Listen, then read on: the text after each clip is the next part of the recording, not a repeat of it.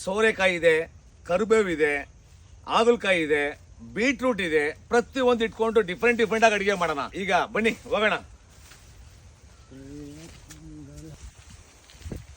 ಸ್ನೇಹಿತರೆ ನಮಸ್ಕಾರ. ಇವತ್ತು ಕರಿಬೇವು ಸೊಪ್ಪಿನ ಪೊಂಗಲ್ ಮಾಡೋಣ.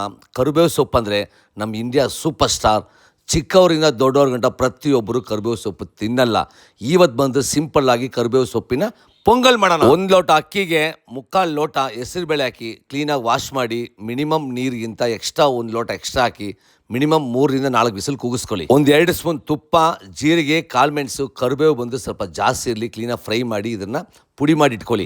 ಬಿಸಿ ಕಾಯುವ ಪಾತ್ರೆಯಲ್ಲಿ 2 ಸ್ಪೂನ್ ತುಪ್ಪ ಬಿಡಿ. ಚಿಕ್ಕ ಪೀಸಾಗಿ ಕಟ್ ಮಾಡಿಕೊಂಡ್ರು ಬೆಳ್ಳುಳ್ಳಿ, ಶುಂಠಿ, ಹಸಿಮೆಣಸಿನ್ಕಾಯಿ, ಸ್ವಲ್ಪ ಹಿಂಗು, ಗೋಡಂಬಿ, ರುಬ್ಬಿರುವಂಥ ಕರಿಬೇವು ಪುಡಿ ಅಷ್ಟು ಹಾಕಿ ರಪ ಅಂತ ತುಪ್ಪದಲ್ಲಿ ಮಿಕ್ಸ್ ಮಾಡಿ ರುಚಿಗೆ ಎಷ್ಟು ಬೇಕಷ್ಟು ಉಪ್ಪು ಹಾಕಿ ಬೇಯಿಸ್ಕೊಂಡಿರೋ ಪೊಂಗಲ್ ಹಾಕಿ ರಪ ಅಂತ ತಿರುಗಿಸಿ ರೆಡಿ ಆಯಿತು ಕರಿಬೇವು ಸೊಪ್ಪಿನ ಪೊಂಗಲ್.